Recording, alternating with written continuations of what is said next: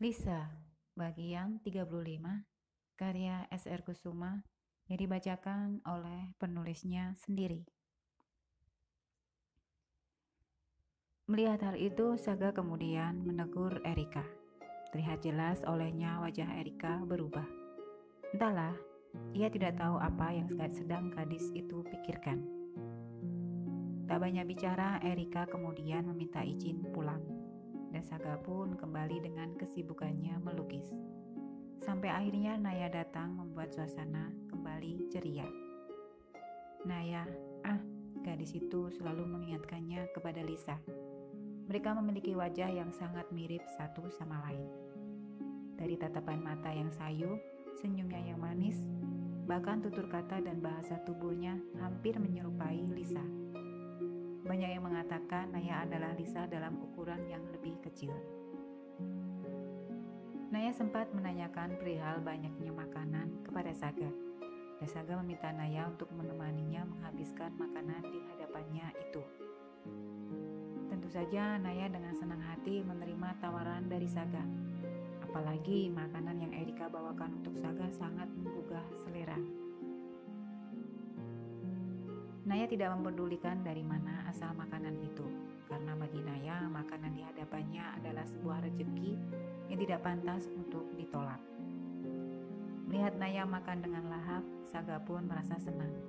Kehadiran Naya selalu membuat suasana menjadi ceria dengan celoteh-celoteh dan candaannya. Sementara itu, sang kakak masih harus berada di Bali untuk beberapa hari ke depan. Dan Saga yakin di sana pun Lisa akan selalu memikirkan adiknya, seperti ia memikirkan Lisa. Sementara itu, di Bali, Lisa tidak bisa sepenuhnya menikmati bonus liburan yang diberikan Ibu Karmita untuknya. Meninggalkan Naya dan juga Saga dengan keadaan yang seperti itu adalah hal yang terberat baginya. Setiap saat ia selalu teringat Naya dan juga Saga dan selalu mengkhawatirkan keadaan mereka. Membuatnya merasa tidak tenang selama berada di Pulau Bali. Tetapi karena tuntutan pekerjaan, mau tidak mau Lisa harus meninggalkan mereka untuk beberapa hari. Setiap saat Lisa selalu berusaha mengecek keadaan Naya. Sampai-sampai Naya merasa kesal karena kakaknya selalu menelponnya tak kenal waktu. Kak Lisa, boleh tidak satu hari saja tidak menelponku? Please? Protes Naya pada suatu hari kepada kakaknya. Naya, kakak menelponmu untuk mengetahui keadaanmu.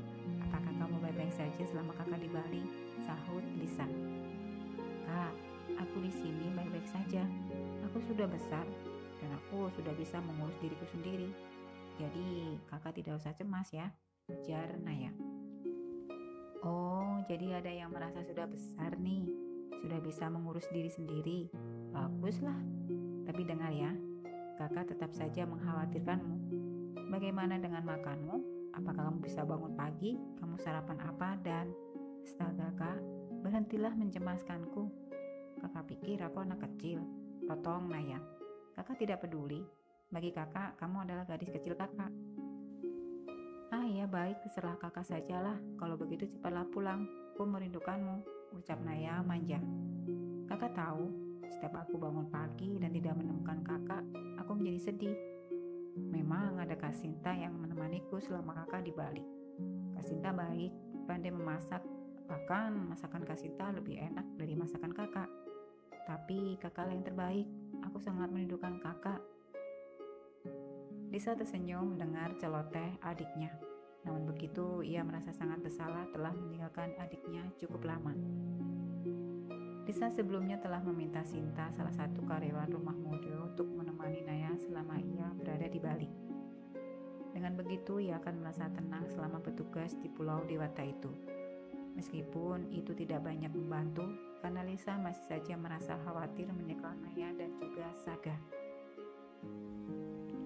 Sebagai seorang kakak, Lisa memiliki tanggung jawab yang besar kepada kedua adiknya. Meskipun Naya sendiri sudah terbiasa ia tinggalkan saat Lisa harus melakukan tugas di luar kota. Gadis belia itu paham dan sangat mengerti Lisa mengemban tugas yang tidak mudah untuk merawat dan menjaganya dan juga Nadia. Tak jarang Naya melihat kakaknya masih terjaga hingga larut malam untuk menyelesaikan pekerjaannya.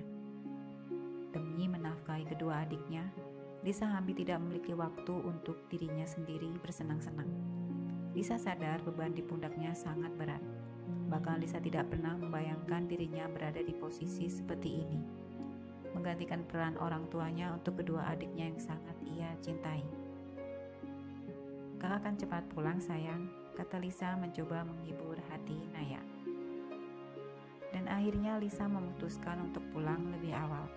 Ia pulang sendiri karena teman-temannya masih tinggal beberapa hari di Bali untuk menghabiskan sisa masa liburan mereka.